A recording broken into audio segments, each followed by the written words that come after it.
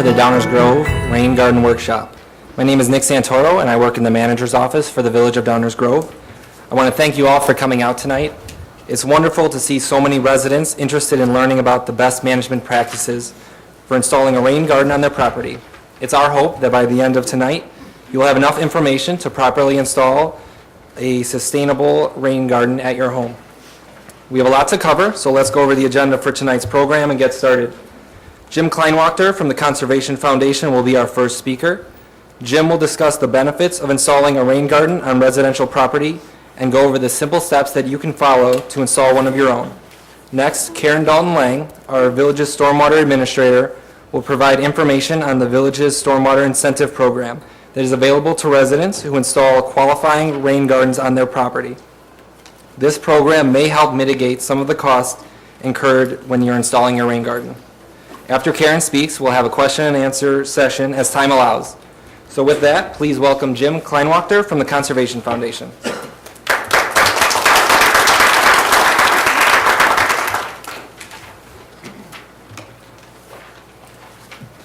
Thank you, Nick, and I'm glad to be here. The Conservation Foundation is a not-for-profit land trust, and we're here to help you with these issues. We cover everything to do with conservation in Kane, Kendall, Will, and DuPage County.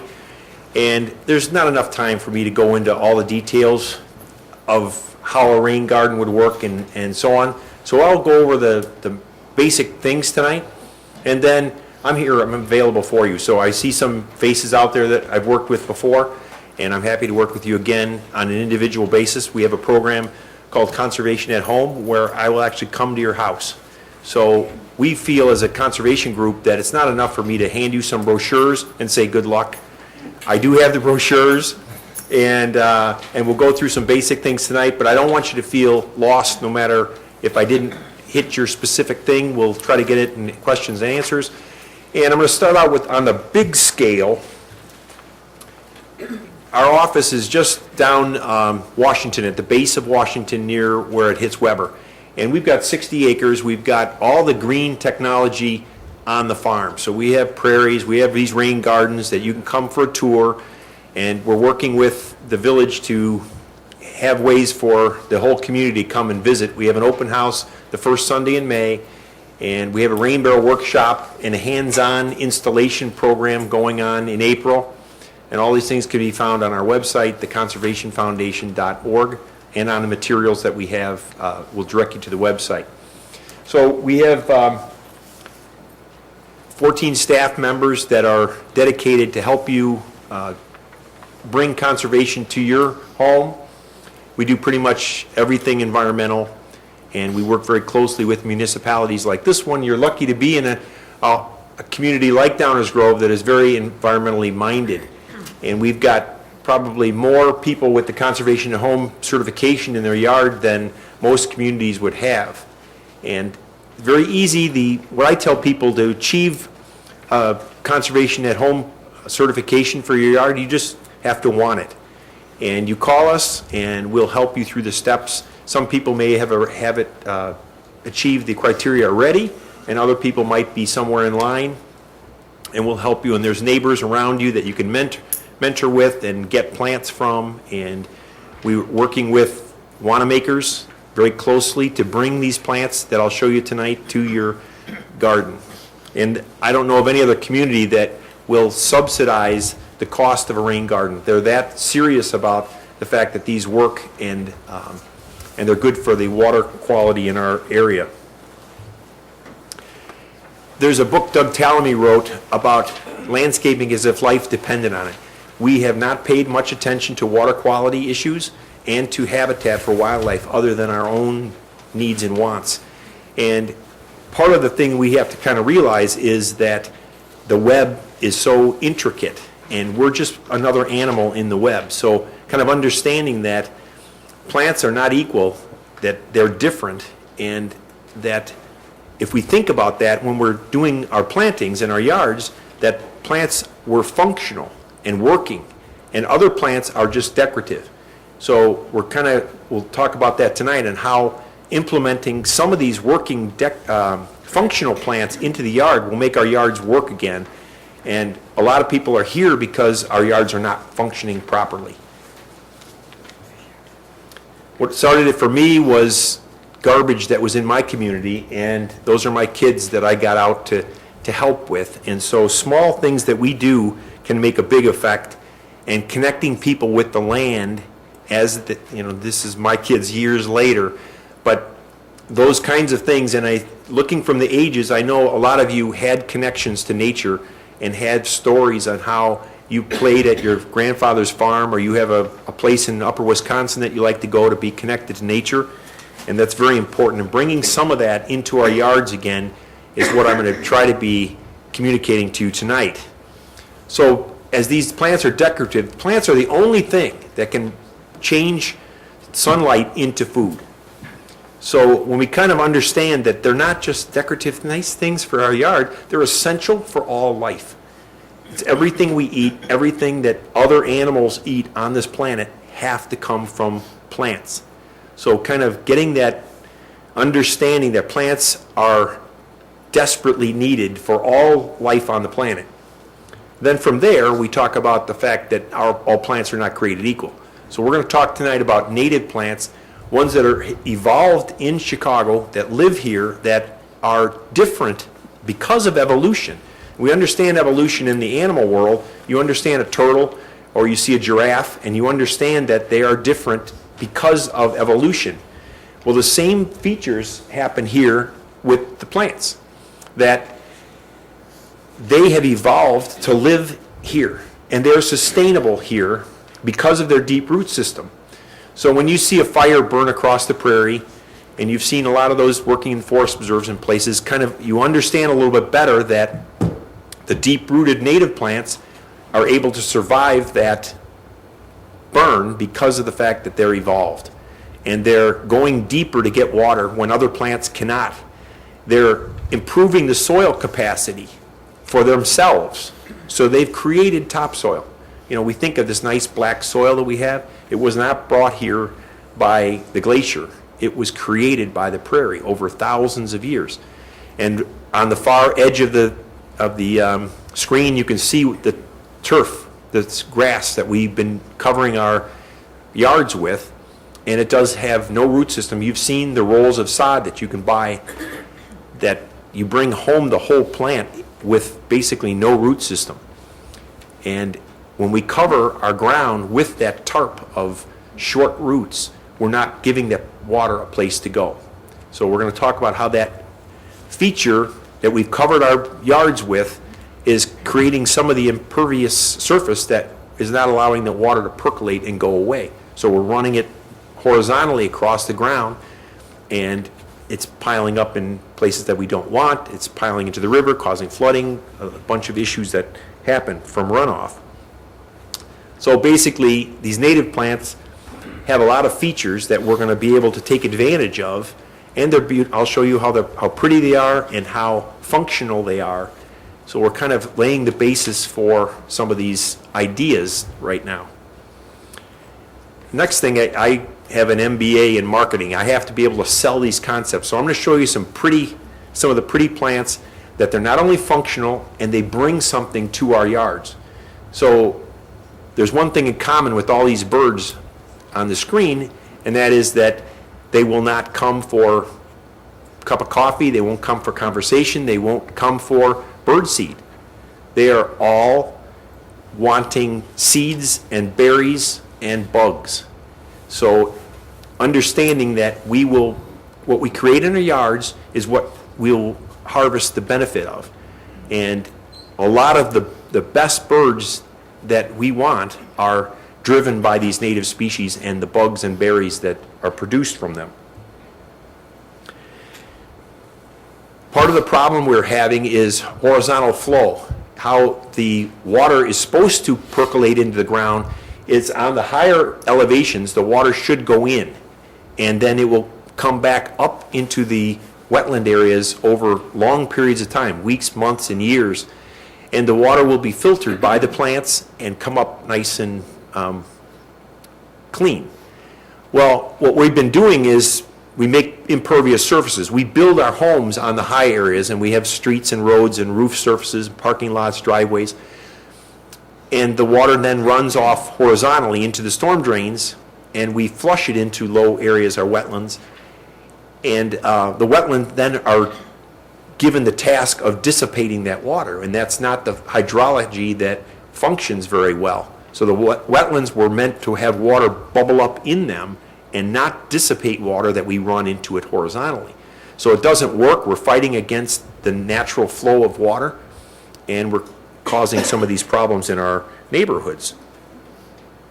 So what we're going to work on is reversing that and creating more impervious surfaces and creating nature areas in our yards that are both functional and beautiful. So some of the pictures I'm going to show you here are the tricks of creating a native garden, a rain garden, that is both functional and beautiful. Some of the landscaping tips that we're going to talk about are clumping of plants and spacing between the plants, that our eyes are looking for structure. So when we see this mix of a prairie, a lot of people, the words come out weedy or messy, and it's because our eyes are looking for structure, looking for a planting bed that looks like it was done on purpose. So even in the fanciest neighborhoods, we can create these gardens, we can implement these native plants, and it can be a mix of native and non-native, as long as we have some of the functional aspects of the native plants in there. We're going to attract insects, and we're going to be able to percolate that water.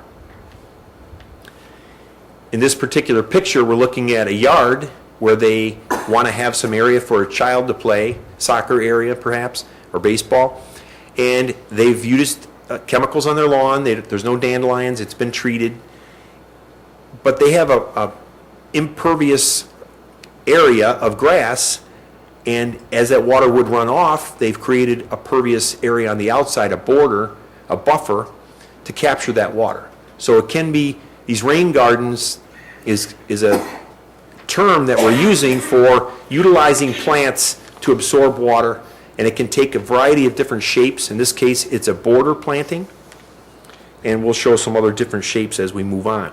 The deep-rooted natives are going to filter the impurities out of the water, and they're going to infiltrate that water and bring birds and butterflies to us at the same time, all the benefits that we talked about. This particular rain garden is by a drain, so the pitch of the land was purposely engineered to drain to that drain head.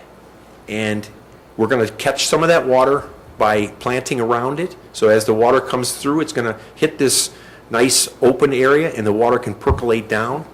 If we have high rain events, in this particular case, there is a place for that water to go if the water fills up too fast.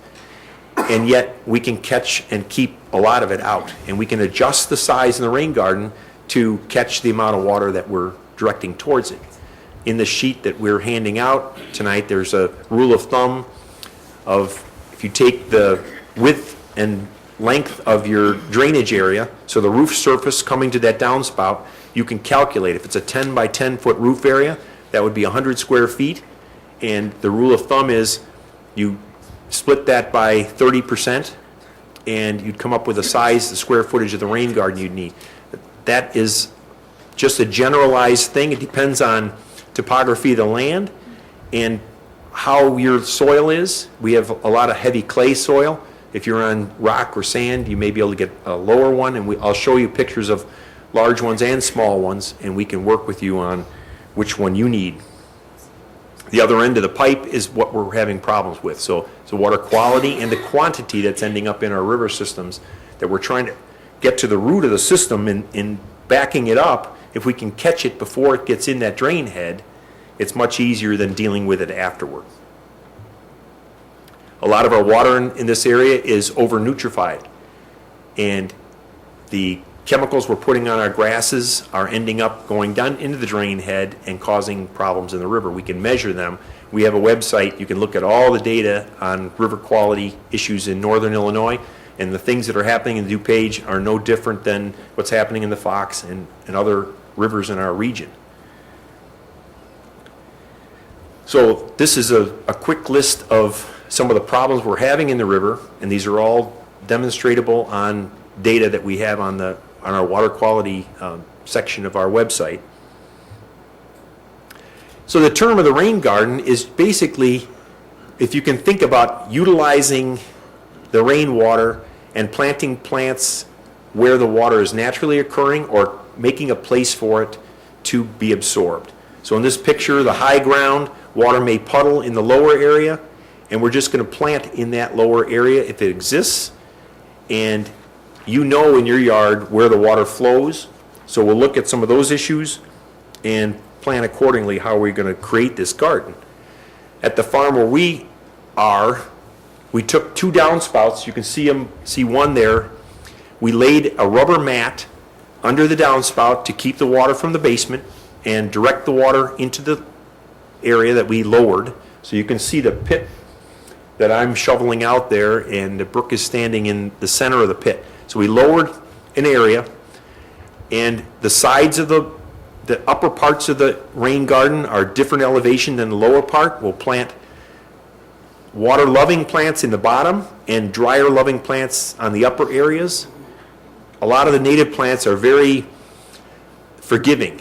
So they're used to being in poor soil. You don't have to add peat and a lot of amendments. They're fine in rough, sandy soil, rock, clay. They're very adaptive. Some of them will go anywhere from bone dry to soaking wet, and they can adapt to it. Some of them even change the water flow to suit themselves. So we'll show some of those pictures of how the plants have adapted to soil. They don't really like it where you put them. They change it. It's amazing. So we laid out some matting, and we prepared which plants are going where. And at the end, we had a beautiful garden so you can see how transforming a problem area in your yard could be done, and now it turns into a beautiful garden. When you think about using the water where it's typically flowing or directing it to your garden, you're creating a self-watering garden, one that's going to be sustainable and feed birds and butterflies, and you won't have to maintain it because the water is going to generally flow and water those plants automatically. Some of the plants, this is the one I can sell very easily, Cardinalis, Lobelia cardinalis, the cardinal flower. It's probably the most spectacular flower that you can put in your garden, and it has to be wet. So a lot of people don't have enough water to grow this plant in. So that's part of the thing. We customize what plants are more forgiving. This one wants water and a little bit of shade. So some of them are finicky. This one is one of them, but the black-eyed Susan next to it is very forgiving of a variety of conditions. You can put it in partial shade, full sun, wet, dry, pretty much will survive almost anything. Non-point source pollution is what we're talking about with that horizontal flow of the water. We've fixed a lot of the problems in the river, the pipes that used to bring pollution to the water, and that's been taken care of by regulation and municipalities that are paying attention to those types of pollution. Now the major source of pollution is runoff, and that's what we're working on with these rain gardens. And other terms for a rain garden, if it were a different shape, like a bioswale is the word for a ditch garden, so it might be linear. So this is a picture of the rain garden at the farm, and because the farm is at a higher elevation and a lot of gravel soil, this particular rain garden is only about 1.5 feet square. We filled the area with rock, and we planted in between the rocks. So the plants do the infiltration, and because of the elevation of the ground and the way that the ground is, we don't need a large place for this. We slow the flow of the water coming out of the downspout with the rocks. So it has to bounce off the rocks. It slows down. It gives the plants a chance to absorb. Another section, this one's got 2 downspouts coming to it, and it's a little larger. But again, you can see where the pit is dug, and it's lined with rocks, so everybody can kind of notice where we're going to plant the wet-loving ones. The drier-loving ones are on the outer sides where it's not as high, but they still get adequate amount of rain, and they're able to, the deep root systems are combining there, and they're all functioning together. So in this depiction, we're looking at the water movement on your property. So it's coming off your driveway, it's coming off your roof, downspouts in different directions, and it's moving across your lot. And typically, you know where that is, and I will walk there with you if you don't know where it's moving. But it comes across your lawn, you may be getting it from your neighbor, or you may be giving it to your neighbor, and we're trying to intercept that movement of water and catch it and let it infiltrate in the ground and let the natural flow continue instead of what we're doing, this unnatural flow, and it's moving and getting larger and larger as it moves across these properties, carrying the pollutants with it. So in this picture, you can see a depiction of it and how it might work.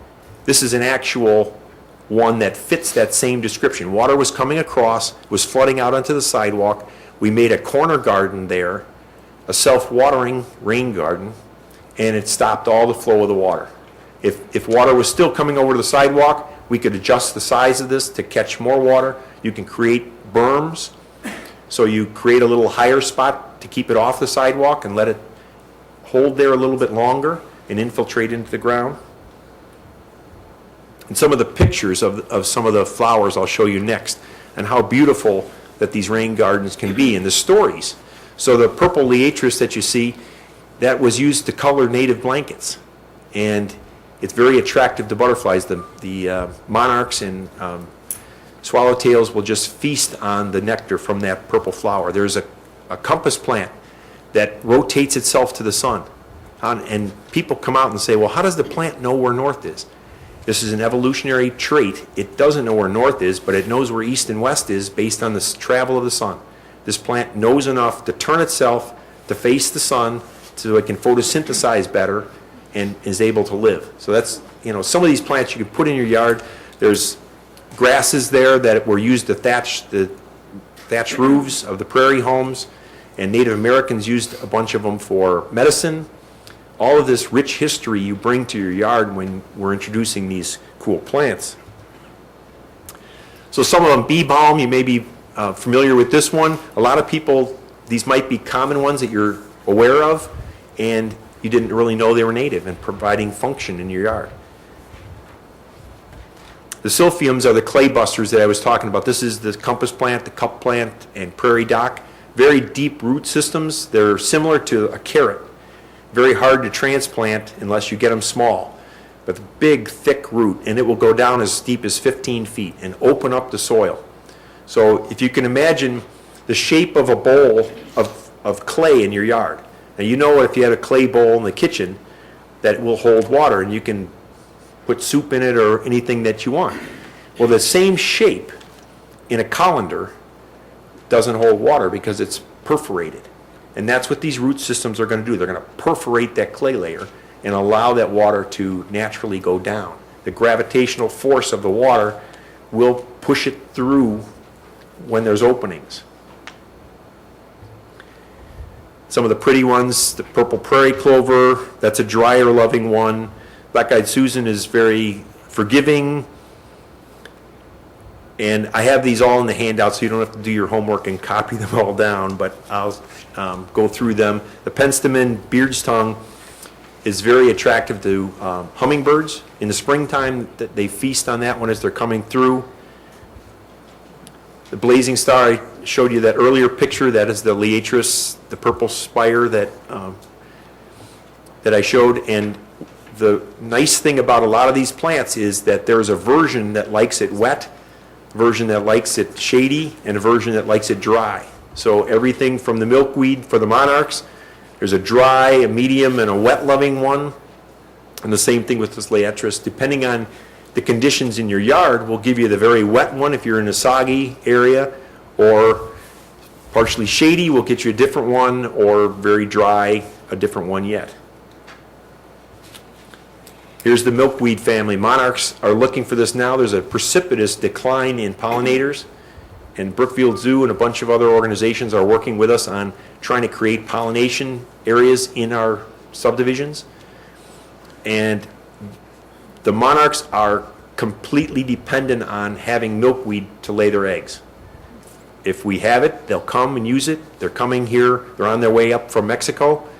And if we have it there for them, they'll be here. Last year, there were very few monarchs in our area, and there's a problem with the amount of chemicals that are being sprayed on the corn and soybean fields and what's going on in our yards. This is a very pretty milkweed. When we think of milkweed, we're typically thinking of the common milkweed that has these big, large leaves. Well, there are very beautiful milkweeds. I'll show you some other pictures of them. Blue flag is in the iris family. Irises typically like water, so this is one that can be used in the wetter areas. There's the blue lobelia, which is easier to grow, and there's the red one, the cardinal flower that we talked about earlier. This one's called Queen of the Prairie. It's a pink flower, very pretty, easy to grow, and it likes it wet. The carex family are sedges, very easy to grow. They're green, they're a grass replacement. They fill in between some of the flowering plants, and this is a particular picture of a sedge garden, so it's completely sedges. And there are dozens of different types of sedges, everything that like it from full shade to soggy wet and everything in between.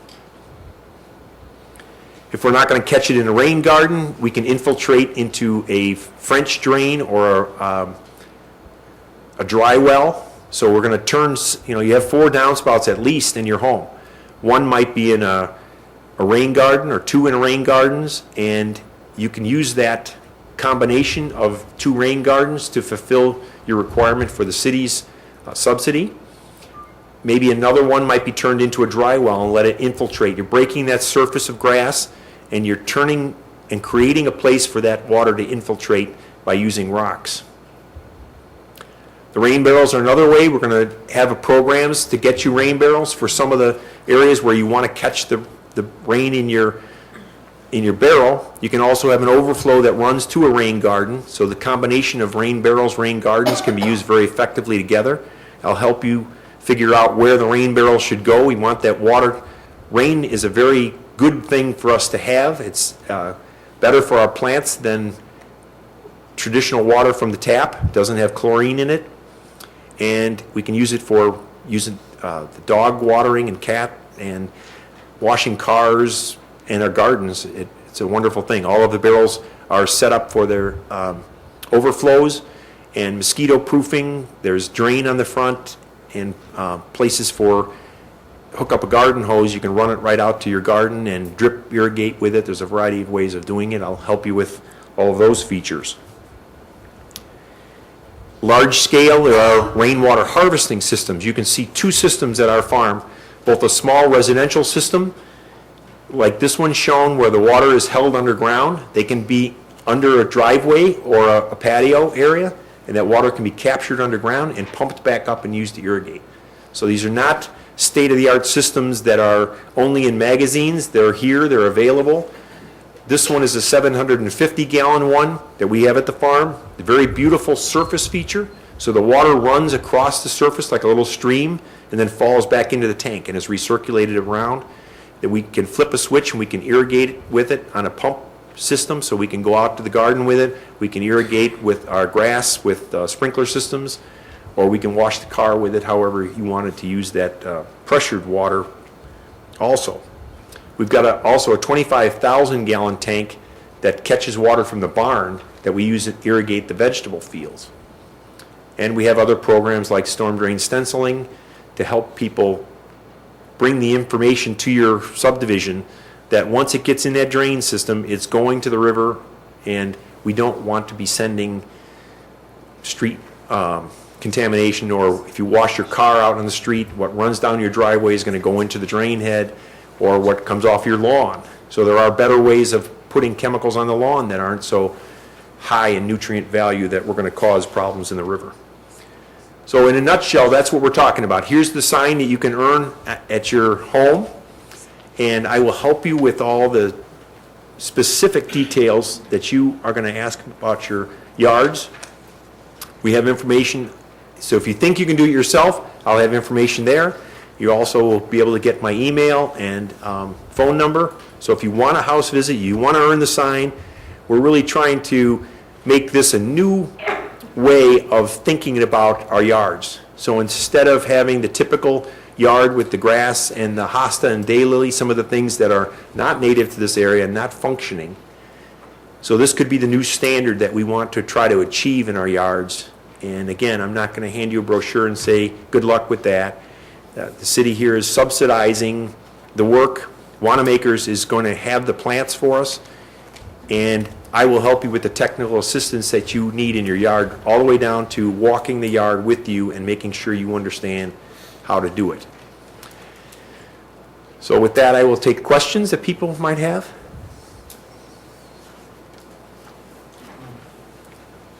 Yes? I have a low-lying backyard and it's very shady. Are there plants that can handle very wet and very shady? Question was, are there plants that can do shady and wet? And the answer is yes. You know, and when we think about the native plants, they grow on the bottom of the ocean and the top of the mountain, and everything in between. Our yards are no different than other conditions. So your condition would be type of like a woodland area, and there are that swamp milkweed was one. The black-eyed Susan is another. The Carex varieties are very good for wet shade. So there's a number of different things that can do it, and depending on how wet it is what we determine what you'd plant there. Things like Virginia bluebells are very adaptive to an area like that in the springtime. They'll fall back down and you'd have ferns and other things that would come up after that. Yes? With rain barrels and vegetable gardens, should there be a concern with the runoff of the growth and all that to use a rain barrel to water the vegetable garden? Question was, can you use the rain barrel when it's coming off the root surfaces? There's varying ideas about that. I haven't seen anything in the things that I've read that says that there's toxic chemicals coming off the lawn, that the chemicals coming off are being absorbed now in your lawn. So it's not killing the grass, and I haven't seen anything. You know, every roof is a little bit different, but I haven't seen any evidence that said that you cannot use that in your vegetable garden. So where does one find this list of shades of other native plants, or where does one find it? Wanamaker's is going to start carrying a full line of natives. So they're the closest place that you could get them. There are other places that I can easily help you with to find those native plants. And the brochures I have, they're the one I made that's most easy to read. It's like Native Plants 101 or Native Plants for Dummies if you get that line of books. But there's little icons. So next to the plant, there's a little icon that says butterfly or bird if they're bird or butterfly loving. There's a full sun icon or a black moon kind of an icon if it's a shade lover, and there's a drop of rain if it's a wet loving. So we'd be looking for the blue drop and the black dot next to a plant to know that it's heavy shade and heavy water or the conditions. And again, if you have odd conditions that are not normal and you've had trouble with it, that would be when you'd maybe need some personal help. I'm from Wanamaker's, so if anybody has questions after the meeting and like to come up to me, I'm happy to answer them tonight. Great, and I've been working with Wanamaker's to make sure that they have supply for what they need, and it's nice to have a local store that is willing to work with us and bring these plants to you. They are different and we're not used to them, so it takes a little bit more help, and we've got it both here and at Wanamaker's. In the back. On an airplot where most of the pitch is one direction, do you advise people to run something along the side of their house to get it to the front, back? You can move the water. If it's coming off the downspout, you can add extension corrugated piping to direct it to where you want it to go.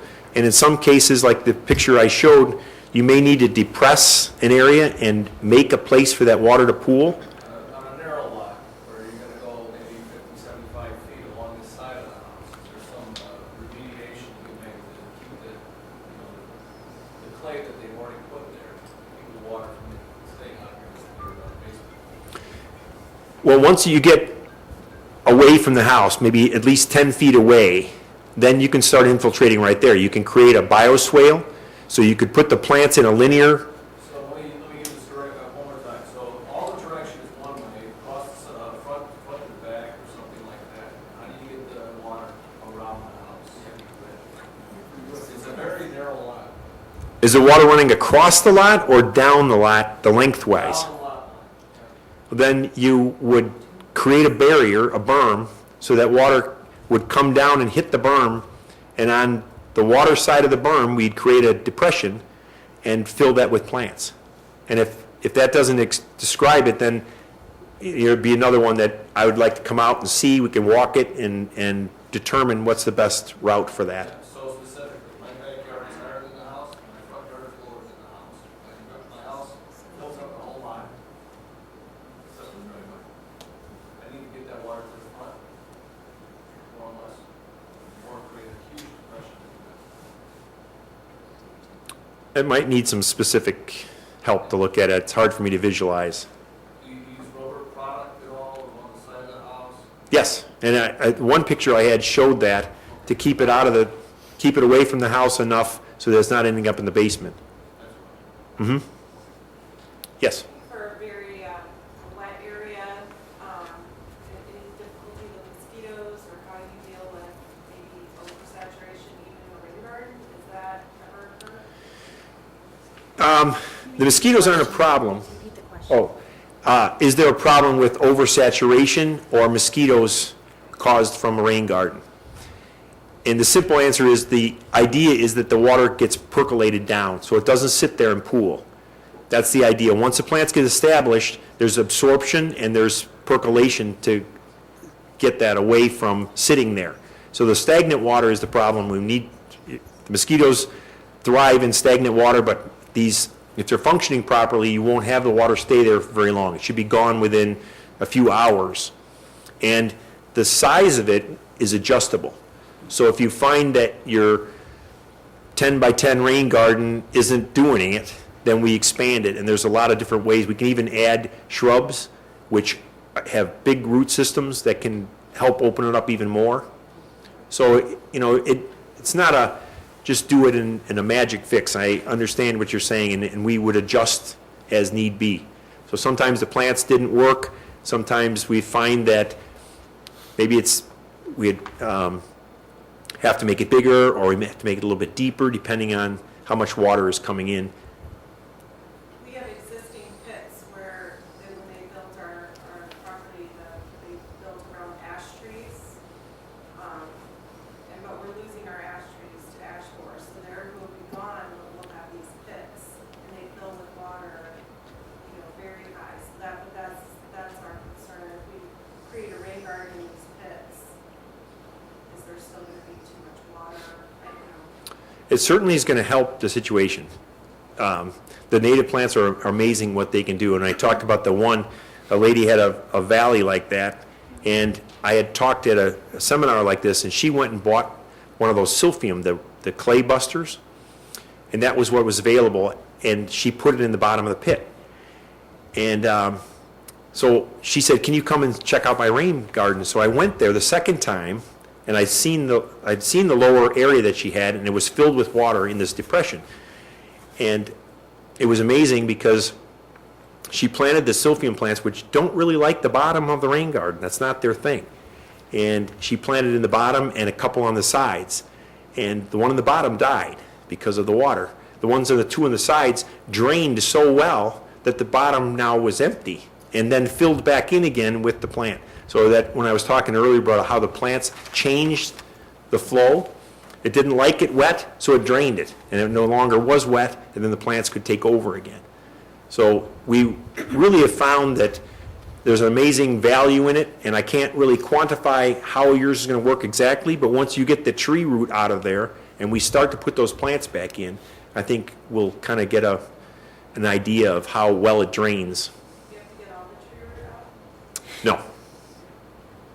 Well, you need a place for the plants to go back in, so depending on how big the root is, Yeah, there's several trees.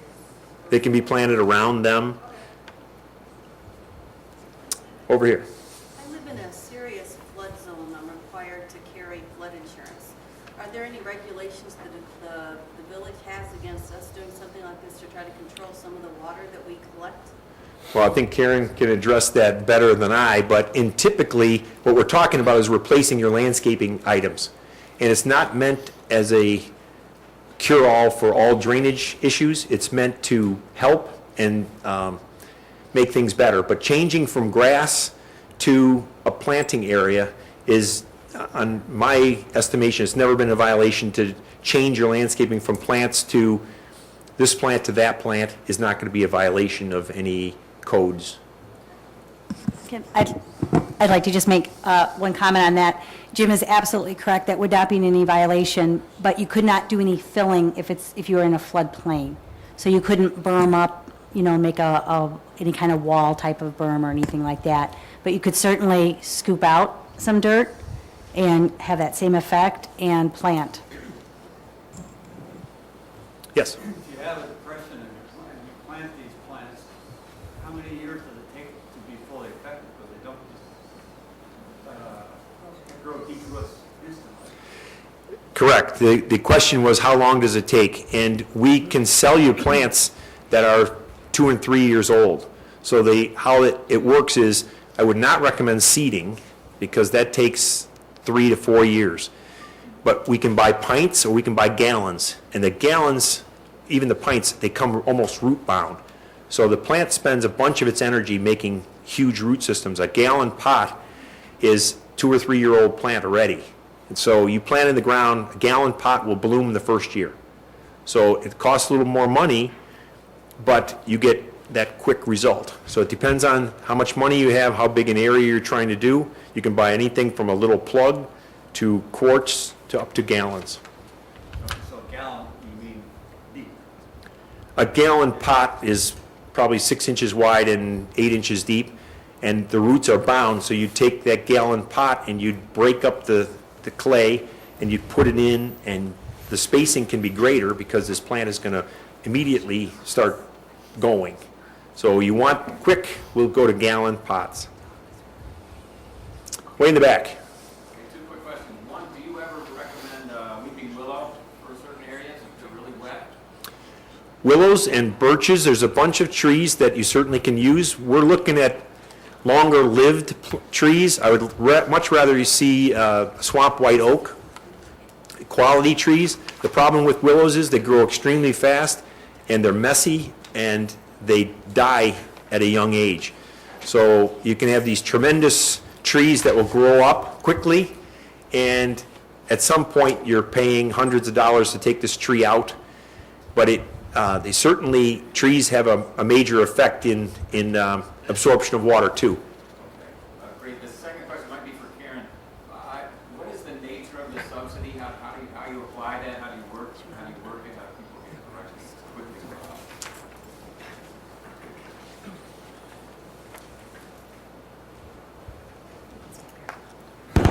I'm sharing Jim's microphone because I was told nobody could see me when I was sitting down there. So, and excuse my voice. I've been losing my voice lately, and to some people it's a good thing, but to other people it's not so much.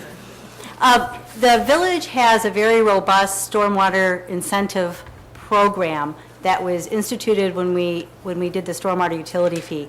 There are several things that you can do on your own property that will help not only the water quality and things that Jim were talking about tonight, but also help you with your stormwater utility fee, because you can qualify for a one-time incentive. For example, if you have a rain barrel on your property, if it's a minimum of 45 gallons, which the rain barrels you get at the Conservation Foundation, I think, are actually larger than that, 55 gallons, you can qualify for a $25 one-time incentive. So it doesn't matter if you have 2 rain barrels or 3 rain barrels, it's one $25 incentive per property. A rain garden, you put in a qualifying rain garden, and what we mean by qualifying rain garden, it's a minimum of 100 square feet, and it's taking some impervious area close to like your roof or your driveway or a walkway type of thing, and water's going to it from an impervious area. I know Jim talked about some rain gardens that were in the far corner of the lot, but we wouldn't count that. We want to capture this water that's coming from an impervious surface. and a minimum 100 square foot rain garden, you'd be eligible for a $250 incentive. And that goes a long way with rain gardens. I did my own rain garden last year, and I had the fortune of putting in the little plugs maybe about a week before April 18th last year. So timing was not fortuitous in that event, and it did hold water for a while because those little plugs got drowned. And I like to tell people, and I'll steal this from Kay McKean at Scaris, who talks about when you're planting rain gardens.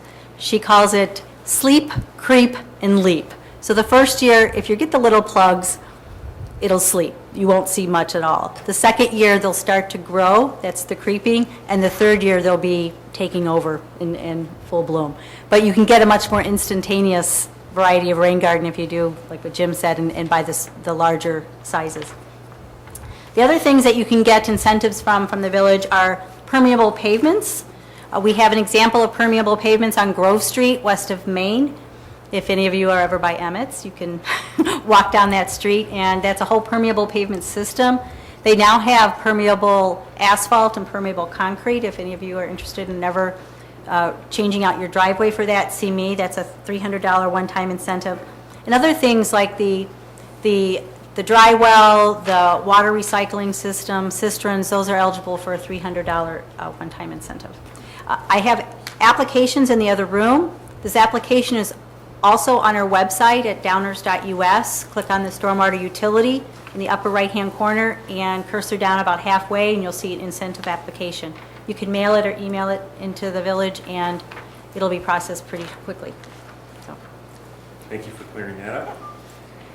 Karen was mentioning the permeable concrete. We have it at the farm. If you'd like to come and see it, there's also a permeable parking lot that the Naperville Park District has put on Wygan Park, which is on Ring and Washington.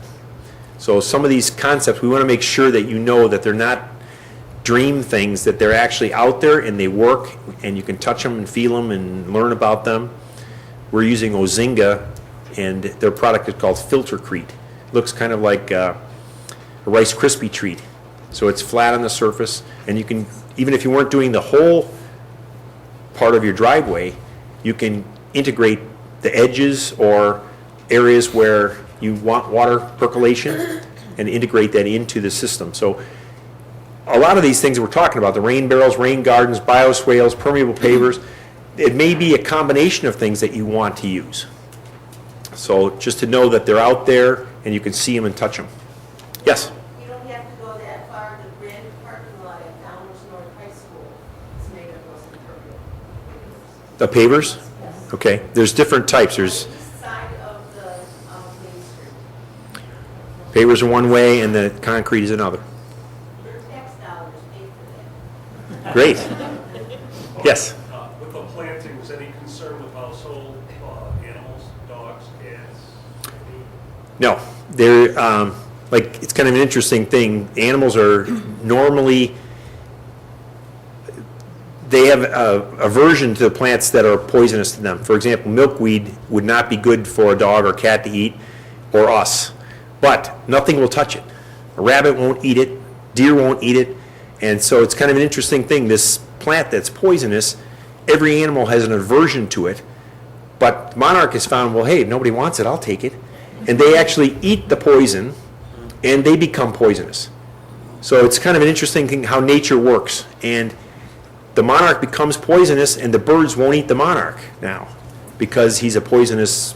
And the number one color of butterflies in the world is orange because viceroys and other ones mimic the color of the monarch so that the birds won't eat them either.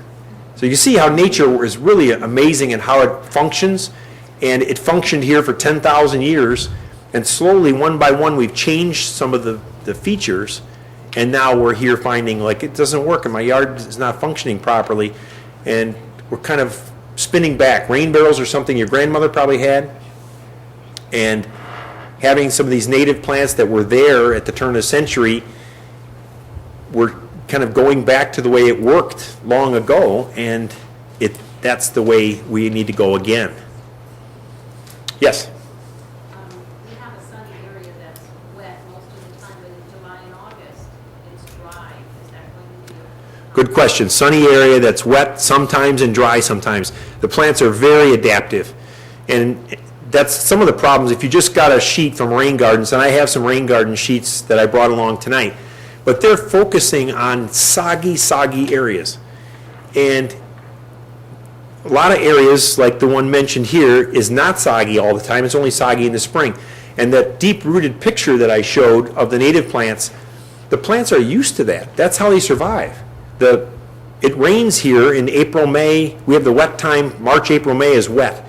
And then they absorb that water during the wet time. And then when we have the drought in July, August, they live off the water they've absorbed. So the plants are very capable of living through the wet and the dry. And in your condition, you'd use just typical prairie plants. If it's got its dry time and its wet time, the whole palette is open for that type of thing. Any of the ones I showed tonight would work very well for that. Yes? I think this is a question more for the village. The village has a department called the Department of Community Development, that we're enforcing ordinances and codes. I've got this back up for blocks and trees. This is the Department of Covenant. Well, weeds that's the key word. Any area, I get called all the time and people say, well, I let this area go natural, and natural does not mean functional. So the word weed we're using for the non-evolved plantings. So the ones I'm talking about are cultivated plants. In Wikipedia, if you looked at what a native plant is, one that was here when the settlers came, and the deep root systems. Now, what we're calling weeds are the other things.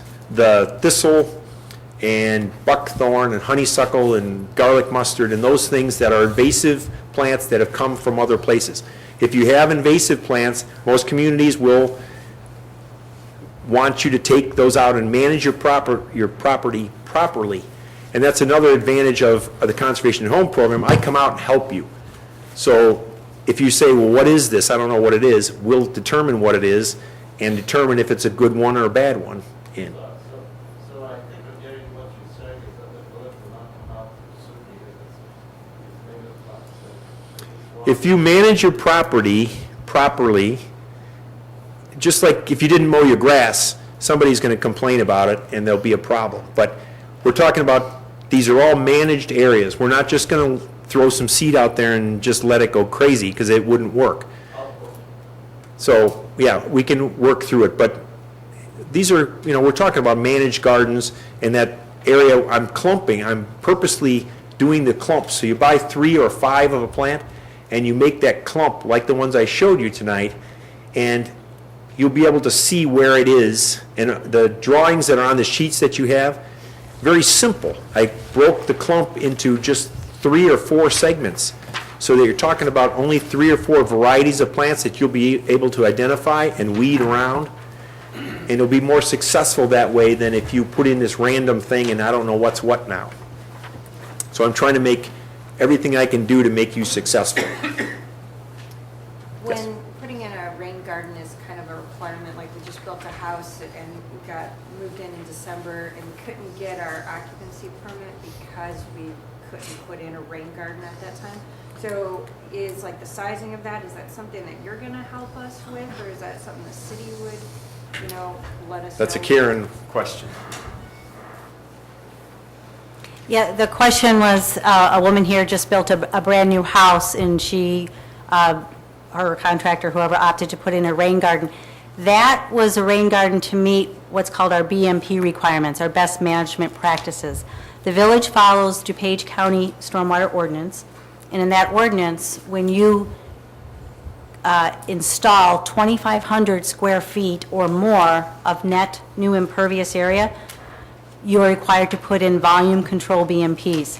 They can be done by rain gardens, which we really like. Dry wells is another way of doing it, and that's a calculated type of volume. So you probably got your temporary CO, but not a final CO because of the weather. So that's an engineered type of sizing, so that would not be something Jim would help you with. Myself or other community development staff could help you with that.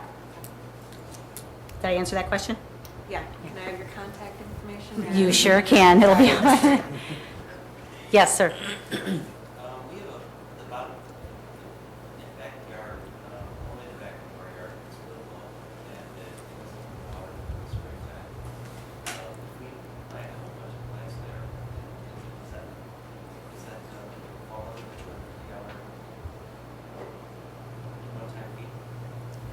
The question is, if you have a backyard, you have a low spot, and you plant a bunch of plants, does it count as the $250 incentive? That's a maybe. It depends on what kind of plants and what water's going there. Yeah, but, yeah. Right now, our stormwater utility is for the impervious area, so if it's just something that's 300 feet away from your house, it might not qualify, unless you had some kind of pipes from your downspouts running there or whatever. I'm not saying that this program might not change in the future, but right now, that would not qualify the way you're describing it. I have one question about what type of plants. For the ordinance, do they have to be natives? Can they be native cultivars? And can you mix non-native cultivars with the natives? For the stormwater utility rain gardens, you can mix, and I'd like Jim to address this because the cultivars are pretty much, in my opinion, soda pop. They have no nutritional value. They don't do anything for the birds, the bees, the good things. They might look nice, I have to but kind of stop you there because there's echinacea, which is a native, and then there's an echinacea cultivar. So it's going to do what the native does, but it's going to have a better habit. you might want to address this. The thing about cultivars, it's a mixed plant from the original one. So a lot of times they've hybridized things together to make the flower more attractive. And the hard part of it is everyone is different. So like was mentioned, on this particular plant, it's got all the same features, but the next one could have none of the same features. So some of them don't have as good a root systems. Some of them don't come back as often. They're not perennial. Some of them aren't attractive to birds. And I can't tell you this one is good, this one is bad. So in general, we're saying since there was a trade-off, somewhere along the line they traded off something for a bigger bloom, and that's up to you to decide whether the big bloom is worth it and I'm going to go for it, or whether you want to stay with the native things. We're preferring, because we don't know, to stay with the native where you can.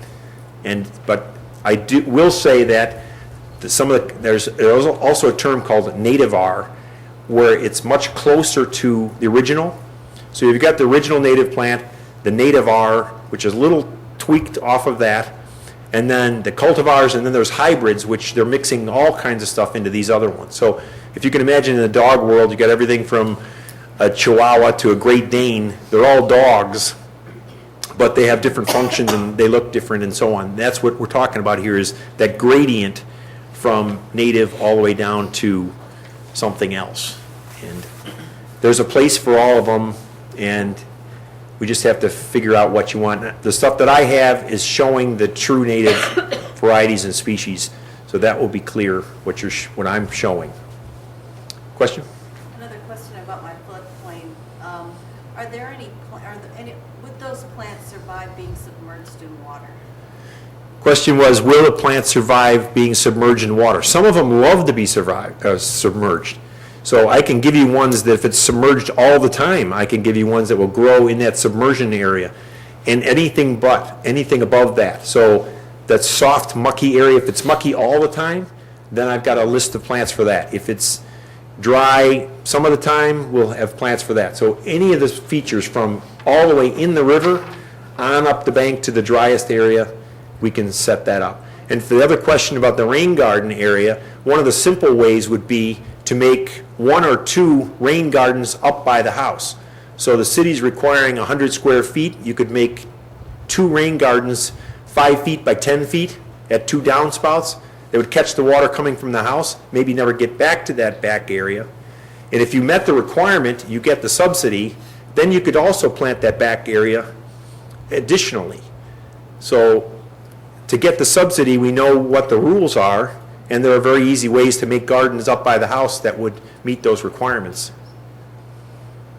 Way back. This may be a question for both of you. What about the parkways, as far as either subsidized or just homeowners being able to turn the parkways into rain gardens or something along those lines? with the stormwater utility incentives, that would not be, but we are starting a green streets type of program. It's not fully implemented yet, where we're looking at residents who want to turn the parkway into a bioswale, for example. We'll be working with them. We're doing a pilot program this year in an area on the south end of town that's going to have a lot of road work and drainage work, and we're giving the residents the option there to have native plantings in the parkway. So we're working that out as far as what kind of incentives or implementation can be. But if it's something that you want to do now, give me a call. My cards are in the other room on the table, and we can talk about it. We would certainly encourage you to use the parkway where you can. It's just additional native space for feeding butterflies and birds and making an attractive area that's sustainable. So you won't have to water these. That's one of the beauties is, I know how much water costs now with Lake Michigan water coming in and so on. And once these get established, we're talking about no additional water. You don't need Miracle Grow. You don't continue to feed them. You weed them, and you can pretty much leave them alone. Yes? As far as weeding them, are they typically harder to weed and take care of than like a perennial garden might be, which can be like overgrown immediately with weeds and everything, or is it about the same? The question was, is it the same or harder than a perennial garden? And these are just perennial plants, so it would be exactly the same. And you will have the same problem with thistle if you have that in your yard or other things. One of the tricks we're using is we put down newspaper. So if I buy 3 native plants, I put them in a triangle, and I put wet newspaper around them, and then mulch over the top, and the newspaper will dissipate the weeds for the first year or two until the plants can get established. Then you know what this clump is going to look like. You're used to it by then, and you can figure out if it's not in that triangle, it's a weed. So that plant will make babies, and this whole process will continue. The clump will get bigger, but you know where it is, and you're able to identify it, and that's part of the beauty of having the few species and larger clumps of the few. It'll make it easier to identify good ones and bad ones. Yes? Can you explain what a bioswale is again?